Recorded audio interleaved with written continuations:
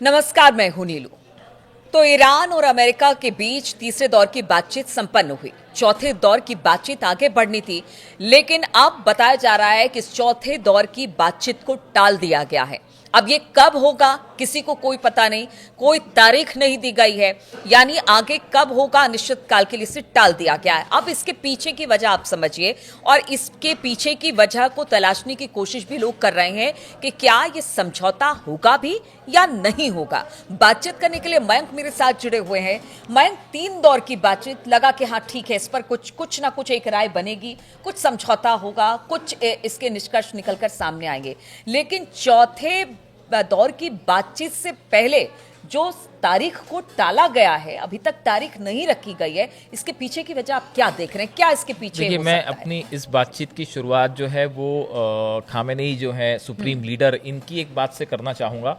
ये बातचीत जब शुरू हुई थी उसी समय खामेनेई का एक बयान आया था कि अमेरिका पे हम विश्वास करने का कोई लाभ नहीं होगा और इस बातचीत का भी कोई निष्कर्ष निकल के नहीं आएगा। ये एक बयान आया था शुरू में खामेनेई की तरफ से, और अब तीसरे दौर की बातचीत के बाद जो खामेनेई ने सबसे पहले कह दिया था वो बात बिल्कुल सही होती दिखाई दे रही है। अब ये मुझे ऐसा लगता है, कुछ एक्सपर्ट्स भी ये कह रहे हैं कि अमेरिका और ईरान अब फिर वहीं आके खड़े हो गए हैं जहां पे सामने सिर्फ जंग की बात होगी, समझौते की बात नहीं होगी, और ये डील अब पूरी तरह से फेल होती दिखाई दे रही है। अब हम ऐसा क्यों कह रहे हैं उसकी वजह समझिए। अमेरिका के जो विदेश मंत्री हैं मार्को रूबियो, इनकी तरफ से एक बयान आया है और उन्होंने 3 शर्त रख दी हैं। एक प्रकार से माना जा रहा है कि ये बातचीत के लिए जो है उन्होंने टेबल पे अब खुल के अमेरिका ने 3 बातें रख दी हैं, और वो क्या बातचीत है। पहली बात वो कह रहे हैं, Iran must abandon it's uranium enrichment activities. America कह रहा है कि ईरान को अपनी यूरेनियम एनरिचमेंट कार्यक्रम को पूरी तरह से रोकना पड़ेगा। दूसरा वो ये कह रहा है कि लॉन्ग रेंज मिसाइल का जो डेवलपमेंट ईरान कर रहा है इसको भी रोकना पड़ेगा। ये बात पहले दिन से ईरान कह रहा है कि हम जो है वो लॉन्ग रेंज मिसाइल पे किसी तरह की बात ही नहीं करेंगे।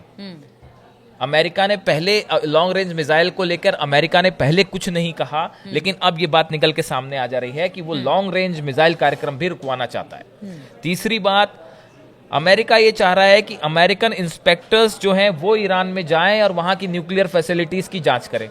ईरान को ये मंजूर नहीं है। ईरान ये कह रहा है कि सिर्फ IAEA जो है, इंटरनेशनल एजेंसी जो है, एटॉमिक एनर्जी एजेंसी जो है, वही जांच करेगी, हमारी न्यूक्लियर फैसिलिटी की अमेरिका नहीं करेगा।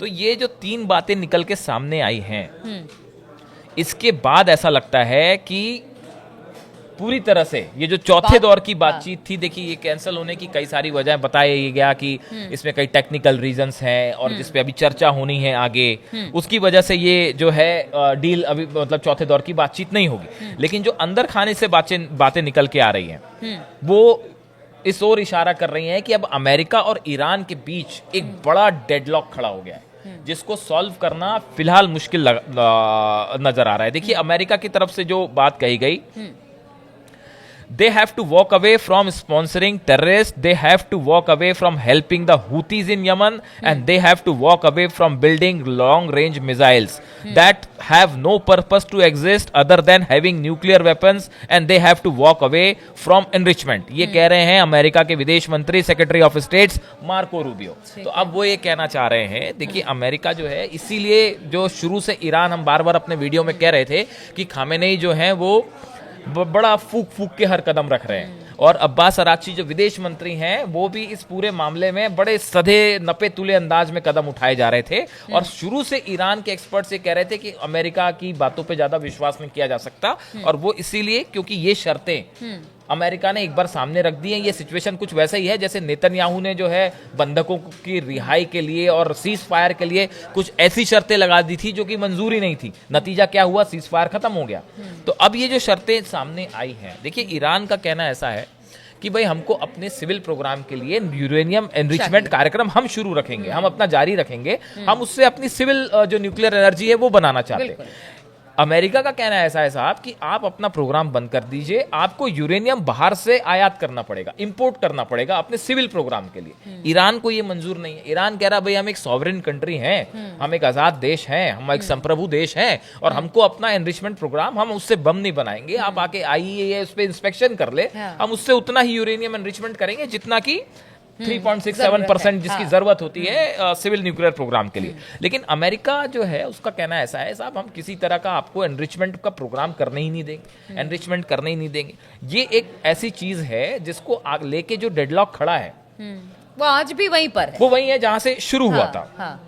अब्बास अराक्ची ने जो चौथे दौर की बातचीत पोस्टपोन हुई है, इनको देखिए, इसको लेके अब्बास अराक्ची जो ईरान के विदेश मंत्री हैं, उन्होंने कहा है on Iran part there is no change in our determination to secure a negotiated solution.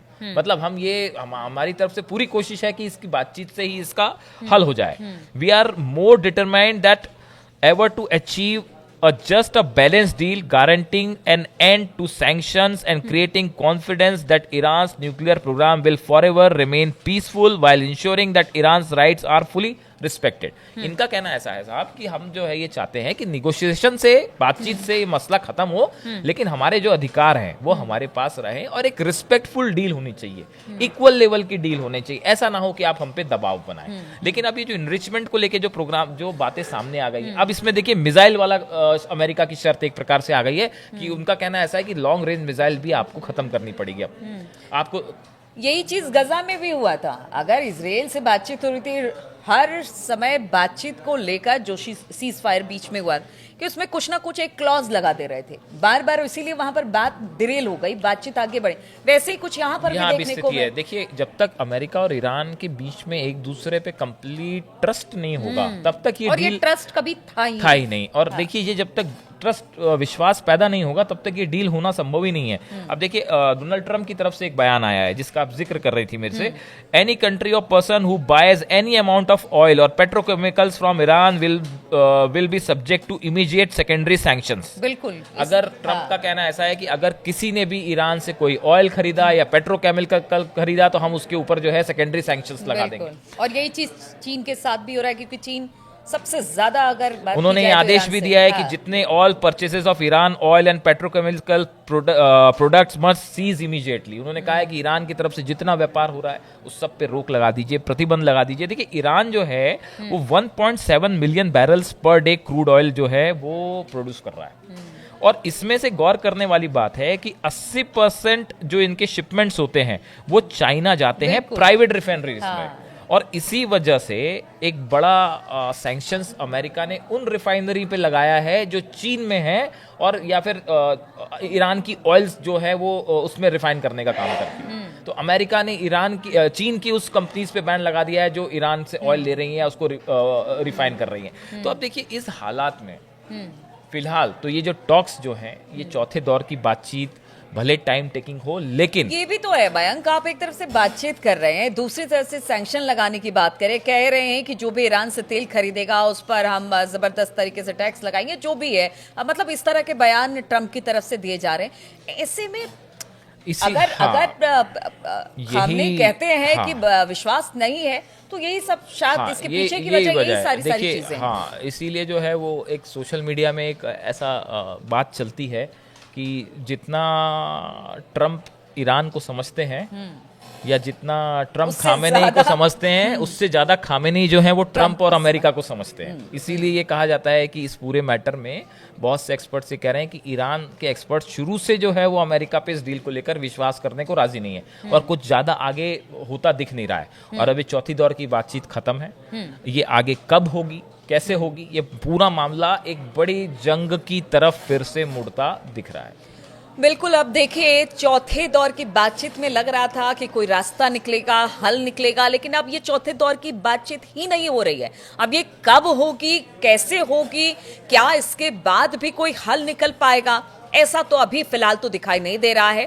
और बार बार यही कहा जा रहा है कि अगर इस पर समझौता नहीं होता है या इस मसले का कोई हल नहीं निकलता है तो अमेरिका पहले ही कह चुका है कि फिर इसके बाद कोई बड़ा कदम उठाया जाएगा और इसके लिए ईरान भी बिल्कुल तैयार है। अब स्थिति परिस्थिति किस तरह की बनती है, लगातार इस पर हमारी नजर बनी रहेगी। आप बने रहिए हमारे साथ।